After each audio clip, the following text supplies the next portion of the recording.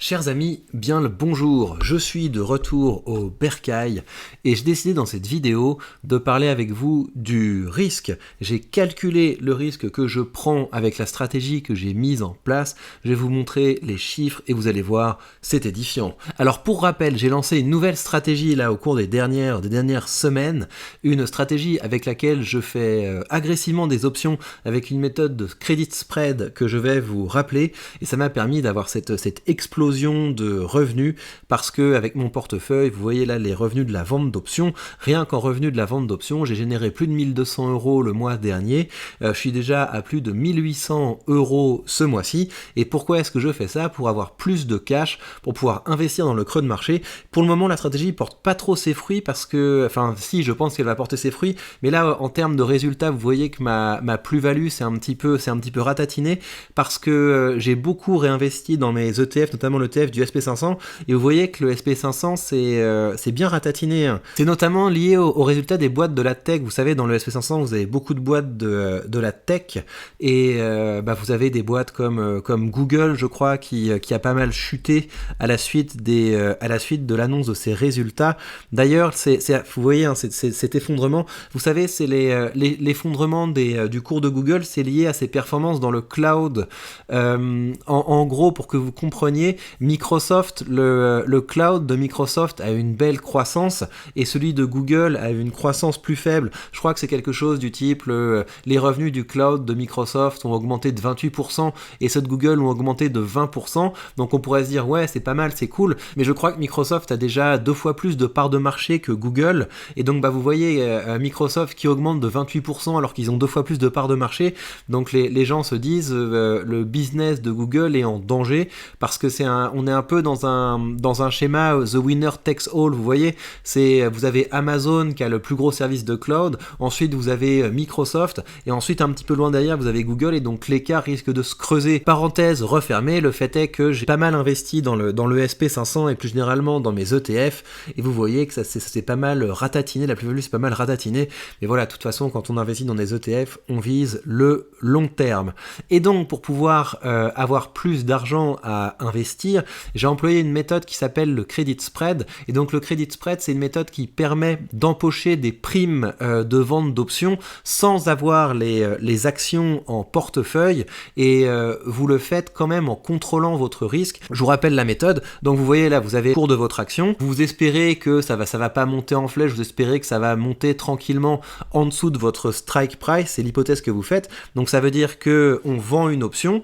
Donc moi j'ai vendu une option, on va dire, on va parler par exemple du cas Air Liquide. Voilà, j'ai vendu une option à, je crois, 164. Et quand vous vendez comme ça une option et que vous n'avez pas les actions en portefeuille, ce qui se passe, c'est que si vous avez le cours qui avance, qui atteint, je sais pas moi, 190, vous êtes exercé, vous n'avez pas les actions en portefeuille, vous devez acheter vos actions Air Liquide à 190 pour les revendre à 164. Et le truc, c'est que si vous n'avez pas les actions en portefeuille, la perte maximale est potentiellement illimitée. Parce qu'on peut imaginer, je sais pas moi, Air Liquide qui arrive à 1900, qui arrive à 190 000, enfin j'en sais rien, et donc on se retrouve dans des situations où c'est très compliqué. C'est pour ça que la méthode du credit spread, ça consiste à caper votre perte maximale en achetant un call. Vous achetez un call, je sais pas moi, disons à 180, voilà, et ça veut dire que si vous êtes dans une situation où Air Liquide explose complètement, etc., arrive à 190, vous savez que dans le pire des cas, vous avez la possibilité, vu que vous avez acheté un call, vous avez la possibilité d'acheter des actions Air Liquide pour 180 pour les revendre à 164. Et donc l'idée, c'est que pour acheter cette option, vous avez payé une prime, mais la prime que vous avez achetée est inférieure évidemment à la prime que vous avez reçue, et donc vous touchez le spread entre les deux primes. C'est comme ça que vous pouvez empocher de l'argent tout en contrôlant votre risque. Et donc le truc, c'est que évidemment vous prenez quand même un risque, et c'est ce risque que j'ai quantifié aujourd'hui pour vous. Alors, je me suis fait un nouveau tableau justement pour prendre en compte les différents risques. Donc, vous voyez comment ça marche. Là, vous avez les credit spreads que j'ai fait. Vous avez le nombre de contrats. Donc, normalement, j'aurais dû mettre 1, 2, etc. Mais j'ai fait par 100 parce que la multiplication, c'est plus facile. Donc, quand vous lisez contrat, vous voyez nombre d'actions. Vous avez le spread entre les deux et du coup, la perte maximale que j'encours. Donc, pour vous donner un exemple, si vous prenez l'action AXA, donc j'ai fait un credit spread sur AXA, donc vous voyez pour l'échéance de décembre avec un prix d'exercice à 28,5 et pour limiter la perte potentielle maximale, j'ai acheté un call à 34 € et donc ça veut dire que vous faites 34 moins 28,5, ça vous donne 5,50 et donc ça c'est le spread entre le call que j'ai vendu et le call que j'ai acheté, vous multipliez par 100 parce que j'ai pris un contrat dessus et vous voyez que sur AXA, j'ai une perte maximale de 550. Ça veut dire que dans le pire des cas, je me retrouve à devoir acheter des actions AXA pour 34 € afin de les revendre à 28,50. J'ai fait ça pour les autres positions. Et donc vous voyez qu'en tout, pour pouvoir empocher tout de suite cet argent-là, donc à savoir 1250 le mois dernier et plus de 1800 ce mois-là, je m'expose à une perte, si les choses tournaient très mal, de 9000 €. Et là donc on peut se dire, ouais mais est-ce que ça vaut vraiment la peine de risquer 9000 pour empocher de l'argent tout de suite? Il y a un risque effectivement, toutes les fois qu'on prend une stratégie, il y a un risque, mais pour vous dire, pour que cette perspective de perdre 9000 balles se produise, il faudrait quand même pas mal d'événements qui sont assez surprenants. Si vous prenez le cas de Air Liquide, il faudrait que Air Liquide dépasse 181 parce que pour que j'ai la perte maximale, parce qu'on pourrait imaginer qu'Air Liquide arrive, je sais pas moi, à 166, voilà, et là je serais exercé, la perte maximale, ce serait les 4 entre 166 et 163. Donc vous voyez, ça on parle vraiment de perte maximale.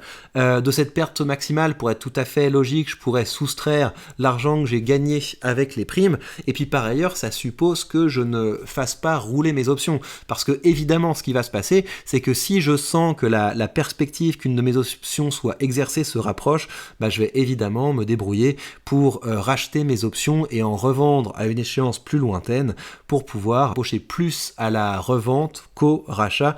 Pour le moment, ça tourne bien. Je suis assez confiant en fait sur les différentes positions que j'ai dans mon portefeuille. Celle qui je pense va un petit peu me casser les pieds, c'est Air Liquide, parce que là, Air Liquide, on est quand même sur une boîte de croissance, donc la possibilité que Air Liquide dépasse les 163 d'ici à décembre, vu la tendance qu'on a sur Air Liquide, c'est quand même assez probable.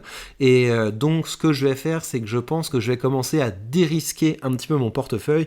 Et la manière dont je vais dérisquer mon portefeuille, ça va être de racheter du Air Liquide. Je vais injecter un petit peu de liquidité dans mon portefeuille pour racheter du Air Liquide. Et comme ça, ce qui se passera, c'est que je vais petit à petit recouvrir ma position. Et puis, ce qui sera intéressant aussi, c'est que si effectivement Air Liquide continue de monter, au moins j'aurai un intéressement à la performance de cette entreprise. Parce que quand vous êtes comme ça avec quand vous avez vendu des calls, vous pouvez commencer à avoir envie d'aller contre le marché et après vous allez commencer à vous réjouir pour des mauvais événements, et je pense que c'est un peu contradictoire avec la perspective d'investissement de long terme. Moi, mon objectif, c'est de pouvoir empocher des primes tout en accompagnant la croissance des entreprises. Donc voilà, ça permet de quantifier le risque que j'ai sur ce portefeuille. En tout, j'encours un risque de 9000 €, et donc évidemment l'objectif, ça va être de ne pas encaisser de pertes. Je ferai rouler autant que possible les positions, sachant que quand vous faites rouler les positions, vous pouvez avoir tendance, pour justement que ce soit rentable, d'augmenter le spread et donc d'augmenter le risque, et c'est pour ça que je vais commencer à partir de maintenant de documenter le risque, et mon objectif, ça va être de le réduire au fur et à mesure. Par exemple, si j'achète 10 actions Air Liquide, ça voudra dire que le risque va diminuer parce qu'il y aura moins d'effet multiplicateur sur le spread en quelque sorte. Voilà donc pour ce petit update, et je suis en train de vous préparer aussi un mini guide que je vais publier sur la page Patreon pour développer toutes les choses que j'ai partagées un petit peu rapidement dans cette vidéo, pour que vous puissiez en savoir plus sur cette stratégie-là, sur cette méthode-là et sur toute la gamme des risques, parce que c'est quelque chose que je trouve très intéressant. C'est que vous savez, les risques, quand ils sont théoriques, c'est difficile en fait de se rendre compte vraiment de ce que c'est, et là, en testant des choses sur ce portefeuille, ça me permet d'identifier vraiment les risques, parce que c'est vraiment quand on est confronté aux risques qu'on peut tout à fait les appréhender et en prendre la mesure. Voilà, donc il va y avoir plein d'aventures à suivre dans les prochaines semaines. Qui craquera le premier d'Air Liquide ou de moi? Pour le reste, c'était un mois qui était très riche en termes de performance. Je trouve ce graphique tout à fait impressionnant. Ce qui m'ennuie en fait, c'est qu'en termes de dividendes, donc là je vais avoir encore des dividendes qui vont arriver et je vous ferai comme d'habitude un bilan des dividendes, mais je voudrais quand même trouver une manière d'avoir plus de dividendes qui tombent, parce que les dividendes c'est aussi quelque chose qui me procure beaucoup de plaisir dans mes investissements, et donc l'objectif ce sera également dans les prochaines semaines et les prochains mois d'augmenter ce flux continu de dividendes. Alors évidemment je l'ai fait parce que les ETF que j'ai achetés sont distribuants.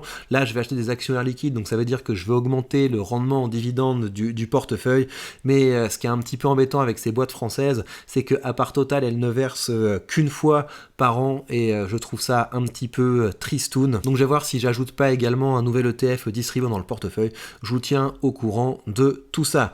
Il me reste à vous rappeler que si vous voulez commencer à investir avec un courtier qui vous donne entre les mains tous les leviers de la liberté financière, vous avez sous cette vidéo mon lien affilié à mon courtier de Giro, et en suivant ce lien, vous bénéficiez de 100 € de frais de courtage remboursés, ce qui vous permettra d'ouvrir vos premières positions de façon tout à fait indolore.